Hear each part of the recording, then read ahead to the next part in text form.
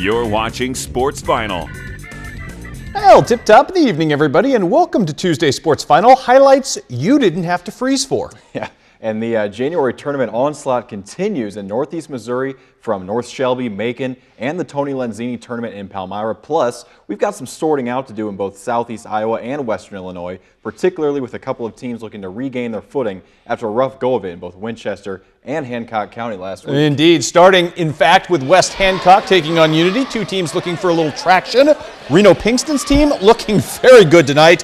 Who else are you going to call on? How about Paxton Harmon doing some serious damage to the interior of the Unity defense? Look at the contortion right there. The guy should be like a Swami or a Yogi or something like that with all that contortion. More Paxton Harmon, this time more traditionally. Just a little pull-up jumper, which he knocks down from 9 feet right there. Gets that to go. Unity trying to make some things happen. Look at the buzzer beater right here from Andrew Jansen. Unfortunately, Unity could not get any offense going, at least from the Mustang side of things. Meanwhile, Paxton Harmon with 24 points on the night, and it would be a nice win tonight for West Hancock at home over Unity, an emphatic one as well, 60-47. Here's your final, Ross. Payson and Central in Payson, and with Payson leading at the half, Aaron Edwards was all over the place. This time, he feeds it to Abram Wiseman down low, and then he's going to go to the other side this time to TJ Klitz with some contact in the paint. And you know what? He's going to knock down a three for himself. He says, you know what? I want some of the scoring too, so he hits the long three. Central, though, trailing in the third quarter. They start to close the gap. Taylor Hyman for three. Nice job there from the right wing. Then it's Adam DeRoos. He's going to go inside with the contact. Nice, tough little leaner there. And then Douglas Weiss, he's going to hit the three as well. Central made it close, but Payson ends up winning 57-48. At the hangar tonight, Macomb fans hoping against all hope to see their Bombers back above the 500 mark, taking on a very good Midwest Central team led by the very good Michael Berg. Early on, look at McLean Johnson at the other end of the steal by Reed Fulkerson. Nice finish for him. Huge night for Mr. Johnson. More on him in a second. First quarter, though, not a lot tonight for the Bombers. Fulkerson was pretty much the offense in sum total, at least through the first 8 minutes. He got that bucket, and then this. Pretty nifty and one for that young fella, as it would be Michael Berg and the Raiders, however, crafting a 1-point lead after the first 8 minutes, and Berg can just flat out score the basketball. Second quarter, the Bombers come to life. First of all, it's Cal Deneke. Ooh, pretty move along the baseline. Nice touch for him.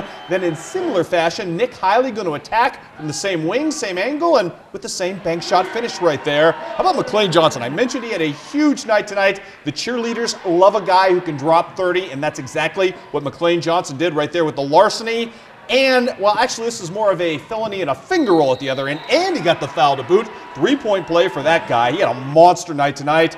Later, more defense to come right here. It's McLean Johnson up ahead. The blind pass over to Cal Deneke. Going to show you one more fantastic pass from McLean Johnson, who was just a human highlight reel tonight. Look at the blind no-look pass over to Brett Taylor. That's an easy two as well. Macomb wins, weathers a big blow down the stretch, but still gets the job done tonight, 67-56 is your final. Other scores tonight, the Brown County Hornets knock off their arch football rivals, Triopia, 45-38. Southeastern, no match for Illini West tonight behind Brody Gronwald, and it was Rushville Industry winning on the road at Western. Let's go to Missouri, Ross. Tony Lenzini in Palmyra, Highland and Monroe City. Check out Brandon Davey right here. Kind of slows down the offense and spin it all the way in for three. Nice job there from Davey. And then Keegan Brown's going to go to Austin Richmiller. You see on the fast break, one dribble, up and in. Richmiller finishes with 16 points here tonight. Monroe City, Brady Baker on target from the right wing. Spins it in as well, just like Davey did. And then Baker, he's going to give it up to Grant O'Brien here. Nice bounce pass, deep three left wing, but Highland would end up winning at 65-45. Highland will play the winner of this game, Palmyra and Bowling Green. Student section was fired up for good reason. These guys went back and forth all night. Palmyra would win it in overtime, 59-55, Chris. Exciting game. Nice bucket right there by Brock Butler as well. More to come your direction right now from Missouri at the North Shelby tournament.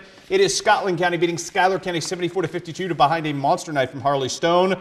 The Marion County boys knock off Brashear. J.J. Chatfield with a nice night there. 74-38 is your final. The Macon boys with a nice win in their own tournament, 53-46. Up next for them, I believe Centralia, who was a winner tonight. And Ellsbury in non-tournament action destroys Louisiana, 70-32. The All-Stater Scott Krieger with 21 points there in Iowa. Holy Trinity knocked off by Van Buren. 63-59, and Central League goes on the road to beat Maharshi 74-13. We've got girls action for you now from the Tony Lenzini. Van Far looked good early against Monroe City. Brooke Johnson right here trying to push her team to the upset, and then the three started falling for the Lady Panthers. It's Carly Spalding first with the triple there. Then Kiet Mundy coming wide open and knocking down the three as well. Good stuff for her. More buckets to come right here. Look at the other end. Great take right there by the outstanding point guard, Casey Gatson, who finds Rochelle Nelson open for the return three. Just too much of Monroe City tonight. Kiet Mundy again for the three. She was just lethal tonight as Monroe City gets the victory tonight. By the final count in this one of 56-37. Casey Gatson, though, with 24 points to lead all scorers in a losing cause. Ross. Bowling Green and Mark Twain will keep it in Palmyra. Bowling Green's Sadie Pafford lines up that long three. But Mark Twain coming back. These teams battled back and forth early. Ashley Kyle, who had a good night. Last second delivery to Mackenzie Grossman there, who's going to finish it off. And then watch the ball movement here by Bowling Green. 1, 2, 3 inside. Ends up with Kate McLean on the deuce. And then Grossman's going to return the favor back to Kyle here on a rebound, battled for. Bowling Green, though, would go on to win this game 59-26 in Palmyra. We've got scores for you now. North Shelby tournament. Knox County takes down Schuyler County 61-30. And this seems almost unfair, but this is the way it played out. Marion County takes out Palmyra's JV 71-19. Jessica Red with 20 points there. Upset of the night comes courtesy of the Macon girls, who take out a phenomenal Moberly team tonight at the Macon tournament. 49-47. Macon doing some work on its home field. Congratulations to Dan Halley and company on the big win tonight. Another nice win right here as Hannibal gets a win over Boonville, 62-55. Cassidy Trenhale with 18 points there. We've got Illini West going up to West Hancock. This game was violent and high-paced and frenetic, and it was kind of fun to watch tonight. Lauren Gronwald doing what she does right here. She's going to attack wing right. She's going to miss the initial shot, but Lauren Gronwald would not be stopped. Going to pick up her own rebound, throw it back in, bucket and Band-Aid as well. Nice night for Lauren Gronwald. She's not done right here. Eventually, loose ball going to come up in her hands again. She's a finisher, Miss Gronwald, and she's going to do some nice work against that West Hancock defense, helping her team build an early 17-5 lead in this game. More to come in this one. Gracie Bostert out ahead of everybody, running free. Illini West with the big lead. West Hancock, though, scrapping and clawing its way back into this ball game. Made it a heck of a ball game, the Battle of Hancock County. As you see, Alexis Dooley with a pretty finish here, but Illini West wins tonight by 6 or 7 is your final, 67-60. Q&D girls, Ross? Against Chatham Glenwood at home. It was really just the Tori Kuhn show early on in the first quarter, putting on a show in the post. Gets the quick pass inside there from Gracie Barnes. Then she's going to clean up a rebound here. Beats everybody for 2. Then she'll get it done with the defense, though. Watch her go coast to coast. The steal here on this pass, reads it pretty well and just goes all the way in for the layup. She finished up with 15 points, 5 boards as Q&D wins it 53-30. Oh, well, ho-hum, what else is new with the Lady Raiders taking care of business? One more score to pass along tonight. Congratulations to Carly Beebe. The future Quincy University Lady Hawk becomes the all-time leading scorer in South Fulton history as her team knocks off Brimfield 59-51. We're back tomorrow night at 6 with Student Athlete of the Week, which takes us to Camp Point Central. We'll see you then, everybody.